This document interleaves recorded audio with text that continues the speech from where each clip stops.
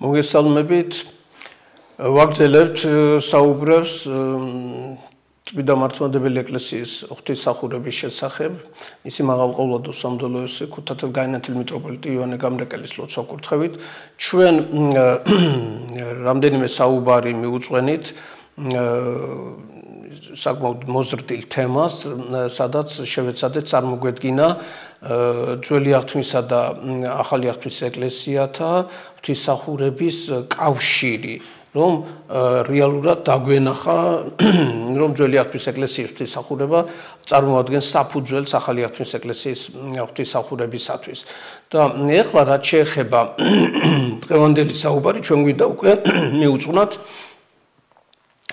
და აწინელნელა ნაწილ თანდათანობით რომ დავიწყოთ უკვე ახალი აღთქმის ეკლესიის ღვთისმსახურების ისტორიის შესწავლა, თვალი რომ გადავავლოთ ისტორიულ პროცესს. ეხლა როგორადაც ჩვენ ვასრულებთ ღვთისმსახურებას უკვე ჩვენ წმინდა ეკლესიაში, თავდაპირველად ასევე არ დაწესებულა პირველივე საუკუნეში და აი ნელ-ნელა რომ დავინახოთ რომ ეს რაღაც გარკვეული პროცესი იყო, რომელიც გრძელდებოდა საუკუნეების მანძილზე.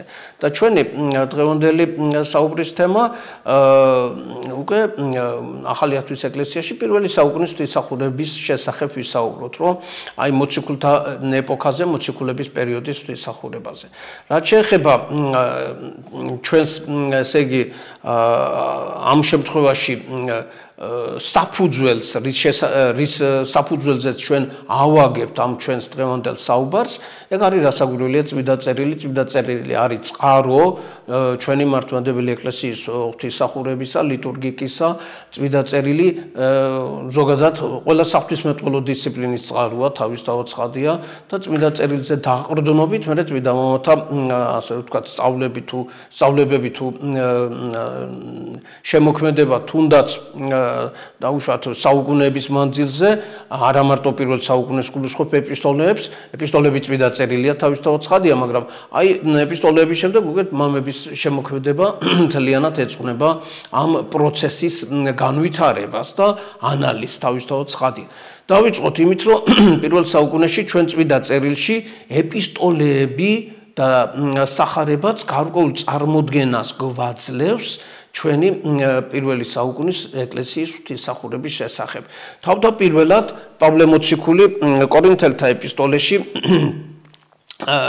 იწყებს კორინთელთა პირველ ეპისტოლეში საუბრობს ევქარისტიის შესახებ. ეს ეპისტოლე დაიწერა ესე იგი 55 წელს პირველი საუკუნისა და აქ ორი მონაკვეთია აღსანიშნავი, მეათე თავის მე-16-მე-17 მუხლებია, სადაც პავლე მოციქული ევქარისტიის შესახებ საუბრობს და ის უკვე ეყრდნობა იმ გამოცდილებას, რაც მიიღო, ასე რომ ვთქვათ, კორინთოს ეკლესიამ, მას შემდეგ რაც მათ მიიღეს უკვე ქრისტიანობა და აი მუხლი მე-16 მუხლი და მე-17 სასუმელი ესე კურთხევისა, რომელ ვაკურთხევთ, არამეზიარება ისისხთა ქრისტესთა არსა, პურსა ამას რომელსა გამტევთ, არამეზიარება ხორცთა ქრისტესთა არსა, რამე თუ ერთ პურ და ერთ ხორცს ჩვენ მრავალნი ესე ვართ და რამე თუ ყოველთა ერთისა მისგან პურისა მოგვაქვს. აი საინტერესოა რატომ იწყებს სასუმელით საუბარს. განმარტებლები ამახვილებენ ყურადღებას ვიდა პავლე მოციქულის ამ ტერმინზე, სასუმელით იწყებს საუბარს და რა სასუმელს გულისხმობს და რა შვაშია აქ სასუმელი. ამოსავალი მდგომარეობს იმაში, რომ ესე იგი პავლე მოციქული იყო ებრაელი და აი ებრაელები ამ სასუმელში გულისხმობენ ძველი აღთქმის იმ სასუმელს, რომელსაც ისინი წარმოთქვამდნენ თავიანთ უდიდეს დღესასწაულზე, პასექის დღესასწაულის აღსრულების დროს. პასექის დღესასწაულს თავისი ტრადიციულად ებრაელები სუფრასთან ერთად ტრაპეზით აღასრულებდნენ და აი იქ ვალდებული იყო, ესე იგი, ოჯახის უფროსი გარკვეული რიტუალით სამი სასმისი უნდა შეესვათ, თავისთავად ცხადია საპასექე კრავი უნდა დაკლულიყო, ჩვენ ამას ადრეც შევეხეთ, რომ ეს საპასექე კრავი სიმბოლურად მაცხოვარს განასახიერებს, რომ მთლიანად უნდა დამზადებულიყო, ისე რომ ჯვალი არ უნდა დანაწილებულიყო და ასე შემდეგ, ესეც სიმბოლურად მაცხოვარს, რომ ჯვარზე ფეხები მწვევები არ გადაუმტვრიეს, იმის წინასწარის სახია და ასე შემდეგ და ასე შემდეგ. ანუ ის სასუმელი იგულისხმება რა სასუმელსაც იქ ესე იგი ებრაელები ტრადიციულად საიდუმლო ასე ვთქვათ პასექის დღესასწაულის საღამოზე აღნიშნავდნენ. ეხლა ვნახოთ რომ ესე იგი ზოგადად ამ ტრაპეზის თანმიმდევრობას ძალიან კარგად გადმოგცემს კიპრიანე კერნი ცნობილი მე-20 საუკუნის ლიტურგისტი არქიმანდრიტი კიპრიანე კერნი რომელიც დასავლეთის ეკლესიაში მოღვაწეობდა ევროპის ემიგრაციულ ეკლესიაში და აი ის ამბობს რომ სამსასმის წარმოთქვამდნენ იუდეველები ამ პასექის დღესასწაულზე პირველი სასმისი იყო პირველი სასმისის კურთხევის დროს ისინი ასეთ ფრაზებს წარმოთქვამდნენ კურთხეულ ხარ შენ უფალო ღმერთო ჩვენო რომელმან შექმენი ნაყოფი ვენახისა და შემდეგ აკურთხებდნენ ხმიაც კურთხეულ ხარ შენ უფალო ღმერთო ჩვენო რომელმან აღმოაცენე პური ქვეყანისაგან და შემდეგ იყო კურთხევა დღესასწაულისა კურთხეულ ხარ შენ უფალო ღმერთო ჩვენო რომელმან გამოგვარჩიე ჩვენ ყოველთა ხალხთა შორის და აღვამაღლე ჩვენ ყოველთა ერთთა ზედაო და ამის შემდეგ ამაღლებდნენ თეფშს რომელზედაც დამტვრეული ხმიადები იყო დალაგებული და ითქმებოდა რომ ეს არის პური ტანჯვისა და წამებისა რომელსაც ჭამდნენ ჩვენი მამები ეგვიპტელთა მიწაზეო და შეავსებდნენ მეორე სადღეჯელოსათვის სასმის და სავალდებულო იყო რომ ტრადიციულად ოჯახის უმცროს წევრს უნდა დაესვა უფროსი წევრისათვის კითხვა რომ მაინც რით იყო გამორჩეული ის ღამე რის გახსენებასაც ყოველწლიურად პასექის დღესასწაულზე ასე ითხოვდა რჯულით ასე ვთქვათ ყველა ებრაელი ოჯახისაგან ძველი აღთქმის ეკლესია და ძველი აღთქმის რჯული და აი ოჯახის უფროსი ყოველწლიურად უმცროსი წევრის ამ შეკითხვაზე იხსენებდა დაწვრილებით თუ როგორ სასწაულებრივად იხსნა თავისი ერი უფალმა ეგვიპტის მონობისაგან როგორ სასწაულებრივად გამოიყვანა და როგორ დაამკვიდრა ისინი აღთქმულ ქვეყანაში და აი ამას მადლობდნენ ყოველწლიურად პასექის დღესასწაულზე. ამის შემდეგ ესინი მეორე სადღეჯელოს ასე ვთქვათ სვამდნენ ჩვენ უნდა ვმადლობდეთ, ვაქებდეთ, ვადიდებდეთ უფალსა და ყველანი გალობდნენ 112 ფსალმონს. ეს ფსალმუნი იყო აქებდით ყრმანი უფალსა, აქებდით სახელსა უფლისასა და ასე შემდეგ. რომ ყველანი აქებენ უფალსა, მადლობენ ამ და ყველანი მორიგეობით მოსვამდნენ ამ მეორე სასმის. ხოლო ოჯახის უფროსი ამის შემდეგ ყველას დაურიგებდა ხელიდან ხელში ხმიაც. როგორც ვთქვით, თეფზე ხმიადებით დანაწილებული ჰქონდათ. ეხლა პარალელი რო დავინახოთ ჩვენი ახალი აღთქმის ეკლესიაში ეხლა საკურთხეველში სასულიერო იერარქიის ზიარების დროს ანალოგიურად ხდება ყველანი იერარქიული პრინციპის თანახმად, ყველანი იერარქიული თანმიმდევრობით უფროსი პირველად ეზიარება, შემდეგ მომდევნო და შემდეგ ასე ვთქვათ იერარქიული ხაზით ყველანი ეზიარებიან, ისე რომ ხელიდან ხელში ღებულობენ ქრისტეს ხორცს თუ ეპისკოპოსია ეპისკოპოსი აძლევს ყველას გადაჯვარედინებული ხელებით მიდიან ეპისკოპოსთან თუ ეპისკოპოსი არ არის მღვდელი ეზიარება თავისი ხელით იდებს მარცხენა ხელით მარჯვენაზე მარცხენა ხელი ამოდებული აქვს ქვემოთ როგორც საღრდენი როგორც ასე ვთქვათ საფუძველი მარჯვენა ხელისათვის და წარმოთქვამს იგზიარების ფორმულას და შემდეგ ესე იგი პირდაპირ მიიღებს ქრისტეს ხორცს ხო ამის შემდეგ ყველანი ასევე იერარქიული წყობით ბარძიმიდან წმინდა ბარძიმიდან პირდაპირ მოსვამენ ქრისტესის. ანუ ეს ყველაფერი სრულდებოდა რეალურად ამდაგვარი პრინციპით აღესრულებოდა ძველი აღთქმის ეკლესიაში პასექის დღესასწაული. რაიმე ვთქვათ ეხლა ახალი რიტუალური თვალსაზრისით არაფერი არ შეუქმნია ამ წუთში ამ გადასახედიდან თავარ მონაკვეთში ზიარების საიდუმლოს ევქარისტიას გულისხმობ მთლიანად ნასაზრდოებია იგი ძველი აღთქმის იუდაიზმის ეკლესიისგან ხო უბრალოდ იქ ხმიადი იყო და ღვინო იყო აუცილებლად წყალთან შეზავებული და ჩვენ ახლა ვამზადებთ შესაწირწვენს და აუცილებლად ჩვენს ღვინოს მარტო კი არ ვასხამთ, არამედ წყალთან შეზავებულს, წყალთან ერთად ვაზავებთ ღვინოსაც ჩვენ ბარძიმში. ოღონდ ჩვენთან რასაკვირველია ახალი აღთქმის წმინდა ეკლესიაში შემდეგ რაც დიდი გამოსვლის შემდეგ როდესაც დავაბრძანებთ წმინდა ტრაპეზზე შესაწირწვენს სულიწმინდის მოწვევით იცვლება ის ქრისტეს ხორცსა სისხლად და ვეზიარებით ქრისტეს ხორცს და სისხლს. თუმცა ეს მოქმედებები აუცილებლად შეუიარაღებელი თვალითაც ჩანს კავშირი ფაქტიურად პასექის დღესასწაულის რიტუალსა და ჩვენი ახალი აღთქმის ეკლესიის ყველაზე დიდ საიდუმლოსთან ზიარების საიდუმლოსთან ევქარისტიასთან.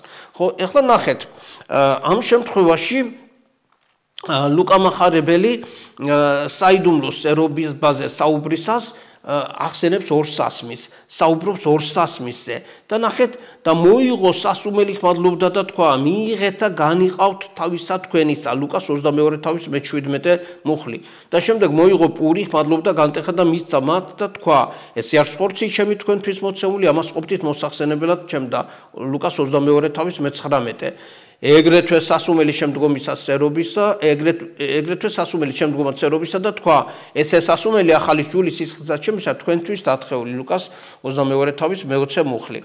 ამ შემთხვევაში განმარტებლები ამახვილებენ ყურადღებას, რომ ლუკა მახარებელი პირველ სასმისში ძველი აღთქმისეულ სასმელს იხსენებს, გულისხმობს. ხოლო მეორე სასმისში აუცილებლად უკვე ახალი აღთქმის ეკლესიის საიდუმლოს გულისხმობს. უკვე ქრისტეს სისხლთან თანაზიარებას გულისხმობს. და საინტერესოა ის ფრაზა, ნახეთ, მეორე სასმისი, ესე იგი, როგორც ამბობს, რომ ეს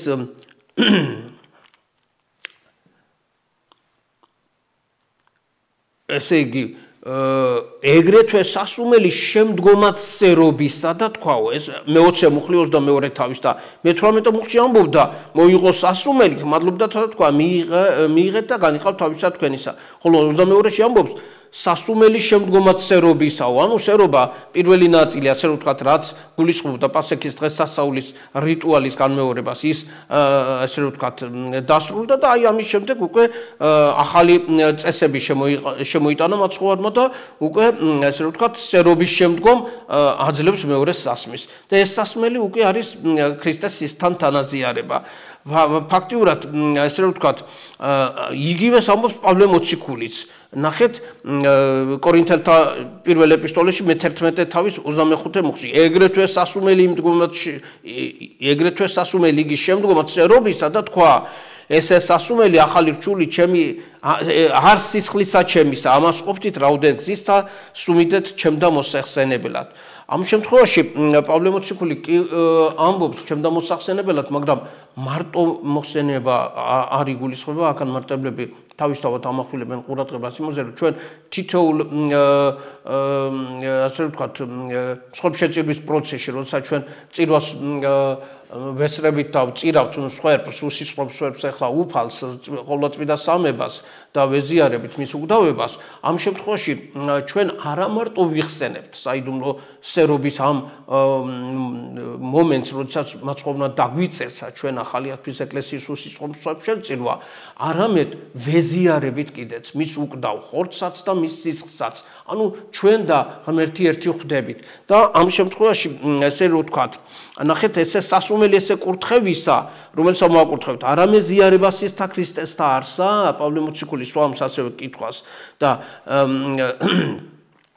ზიარება ხორცთა ქრისტესთა ეს არის სწორედ ის ხორცი რომელიც ჩვენს გამოეცვა ჯვარს ფაქტიურად პავლე მოციქული ამას ამატებს რომ ყველანი ვინც ქრისტეს ხორცს ეზიარება ერთიანდება ერთ სხეულად და ესაა ქრისტეს სხეული ქრისტეს ეკლესიის სხეული და ესე არის რომელი იგი არის გვამი მისი ეფესალთა ეპისტოლეში ამბობს ამას პირველ თავში 23 მუხლში ამრიგად ესე იგი ფაქტიურად ისე გამოვიდა რომ ჩვენ პავლე მოციქული ამბობს რომ მრავალნი ვიკრიბებით და ერთს უერთდებით ის ერთი არის ქრისტე და ამ ერთთან შეერთებით ჩვენ არა მარტო უფალს უერთდებით, არამედ ერთმანეთსაც უერთდებით.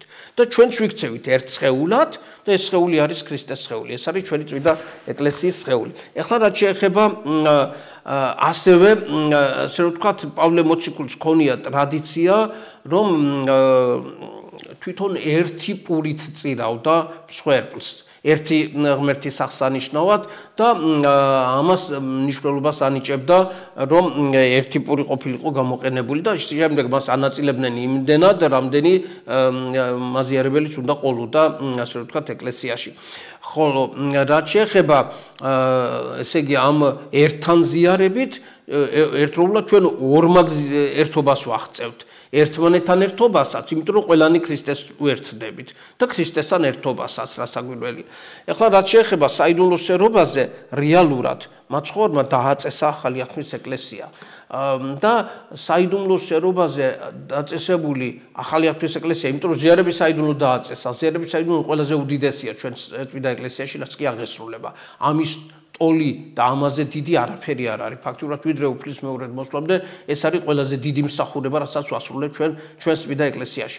და წარმოვიდგინეთ, დაწესდა ზიარების საიდუმლო, იქა უფალი თვითონ ხორჩელად უფალი თავისი ხელით აზიარებს თავის მოციქულებს და ამ შემთხვევაში ეს რასაკვირველია არის ახალი აღთქმის ეკლესია. თუმცა ახალი აღთქმის ეკლესიამ მოქმედება დაიწყო უკვე სულთმოფენობის დღესასწაულის შემდეგ, როდესაც მათ მიიღეს ნიჭი, როგორც დაუბარა უფალმა მოციქულებს, რომ ნუ განაშორებით იერუსალიმს და მე მოგივლე თქვენ ნუგეში მიცემეს, რომელიც მამისაგან გაუვალს, მაგრამ მე მოვავლენო და აი ამის შემდეგ მიიღეთ მათ მადლი და შემდეგ დაიწყეს უკვე ფაქტიურად განვრცობა ამ ქრისტეს სწავლებისა, ქრისტეს სახარებისა, თუ ქრისტეს მიერ აღსრულებული ამ საიდუმლოსი ამას ყოფდით მოსახსენებლად ჩემდაო როგორც ავალებს მოციქულებს და ჩვენ ყველას მაცხოვარი დაიწყეს უკვე ყველა იმ ხალხში და ყველა იმ ქვეყანაში სადაც მათ დააწესეს ახალი აღთქმის ქრისტეს ეკლესია.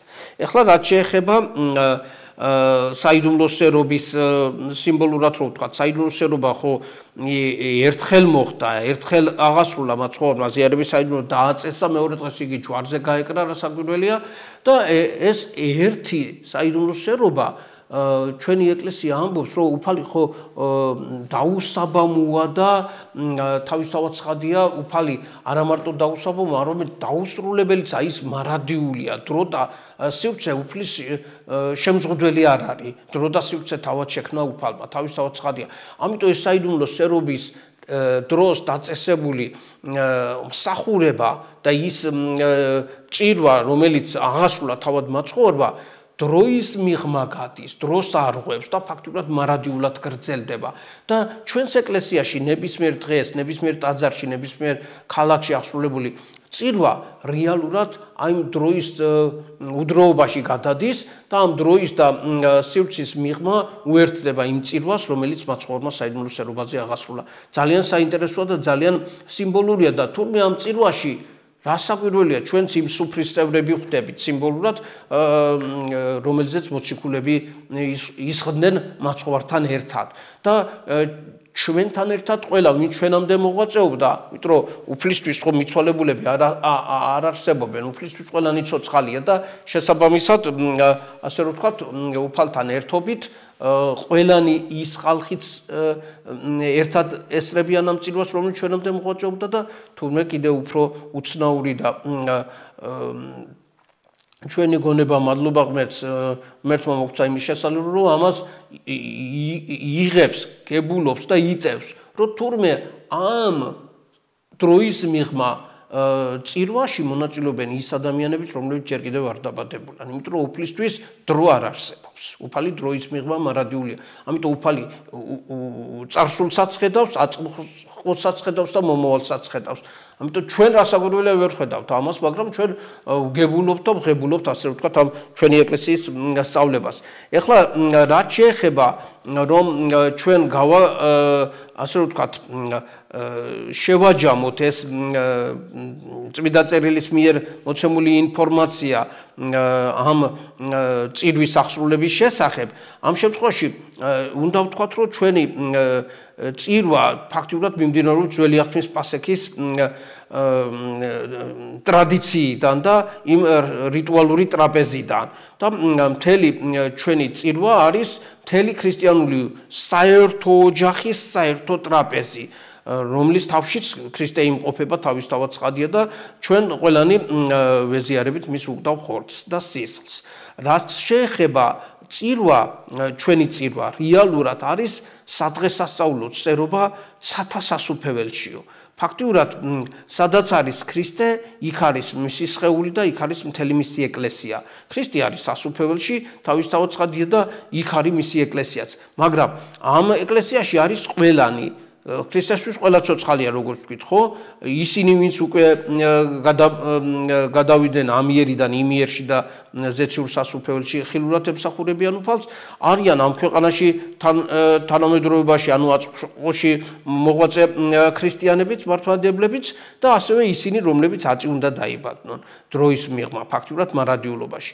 ესე იგი, წირვა რეალურად ჩვენი წირვა არის თითქოს და სასუფევლის წინასწარი განცდა. ძალიან ლამაზად ამბობენ ხატოვნად, შეიძლება ის თქვას განმარტებელი მამები, რომ ფაქტიურად წირვა არის სასუფეველი მიწაზე.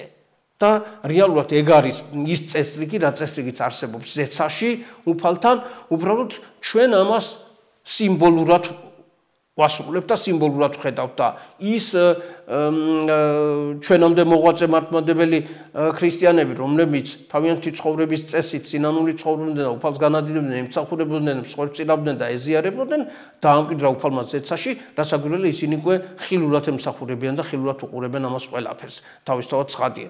ეხლა ფაქტიურად ჩვენ ვთქვით, რომ ზოგადად ტრადიცია ჰქონდათ იუდეველებს, რომ სხვებს რომ წირავდნენ, შემდეგ სამადლებლად ნადიმს აღნიშნავდნენ და სიმბოლურად ითვლება, რომ ჩვენი წირვაც ესეთი საზეიმო სადღესასწაულო ნადიმია, ასე ვთქვათ, ღვთისწინაშე, რადგანაც ჩვენი ცოდვების მოსატევებლად ვწირავთ მსხვერპლს და ჩვენი ცოდვების მოტივების შემდეგ სამადლობელ მსხვერპლს ვწირავთ. ევქარისტია არის სამადლობელი მსხვერპლი და საზეიმო ნადიმის აღნიშნულია სიმბოლურად. ჩვენ ხო ქონდა საუბარი, რომ ძველი აღთქმის ეკლესია სხვადასხვა სახის მსხვერპლს შეწირავ, ქონდა და ზიარების საიდუმლო ყველაფერს მოიცავს თავის თავში. ყოლა დასაწველიც არის, სამშვიდობოც არის, ცოდვათათვის შეწირულიც არის, სამადლობელიც არის და ამის არგუმენტებიც მოვიყვანეთ ასევე ჩვენ კონდაკიდან, ფაქტიურად წირვის პროცესიდან. წირვა უდიდესი მსახურებაა და უნდა ვთქვათ, რომ ეს წირვის მსახურება რეალურად პირველი საუკუნის ეკლესიაში საკმაოდ მოკრძალებული იყო, შეიძლება ითქვას, ტიპიკონური თვალსაზრისით, მაგრამ მთლიანად დაფუძნებული იყო საიდუმლო სერობის დროს მაცხოვრის მიერ აღსრულებულ ზიარების საიდუმლოზე და მთლიანად იმეორებდნენ, ყველა წირვა იმეორებდა იმ ტრადიციას, რა ტრადიცია. ამიტომ არც უნდა გაგვიკვირდეს, მაცხოვრის მოწაფეები პირდაპირ ბაძავდნენ მაცხოვარს. შესაბამისად, ჩვენთვის შეიძლება ეხლა ამ გადასახედიდან 21 საუკუნიდან ეს ცოტა მოულოდნელი იყოს, ჩვენ ამაზე გვითქვამს კიდეც აზრით შევეხებით და კიდეც ვიტყვით, რომ არ უნდა გაგვიკვირდეს, რომ პირველ საუკუნეებში, არა მარტო პირველ საუკუნეში, არამედ საუკუნეებში, მეოთხე საუკუნის ბოლომდე ფაქტიურად შეიძლება ასე ითქვას, წირვას სუფრასთან ერთად აღასრულებდნენ და წირვას ამ სადღეგრძელოების პროცესში და ტრაპეზობის პროცესში აღასრულებდნენ. ანუ ერთად იყო ხორციელი ტრაპეზიც და აგვირგვინებდა ამ ხორციელ ტრაპეზს სულიერი ტრაპეზიც. უფლის უკვდავებასთან თანაზიარება და მხოლოდ მეოთხე საუკუნის ბოლოს 390-91 წლებში დააწესა ეკლესიამ უზმოზე ზიარება. მანამდე ნაჭამზე ეზიარებოდნენ. იმიტომ რომ მაცხოვარმა ესე დააწესა ზიარების საიდუმლო და მაცხოვრის მოწაფეები ყველაზე მეტად ენდობოდნენ მაცხოვარს და ბაძავდნენ კიდეც მაცხოვარს. ამიტომ ძალიან საინტერესოა, ასე ვთქვათ, ეს პირველი საუკუნის ღვთისმსახურებას ამ კუთხით რო გადავავლოთ თვალი. ამით შეიძლება ითქვას, რომ ჩვენი პირველი ეს საუბარი დავასრულოთ, ასრულებულად ჩავთვალოთ, დაგემშვიდობებით, მადლობას მოგახსენებთ ყურადღებისათვის.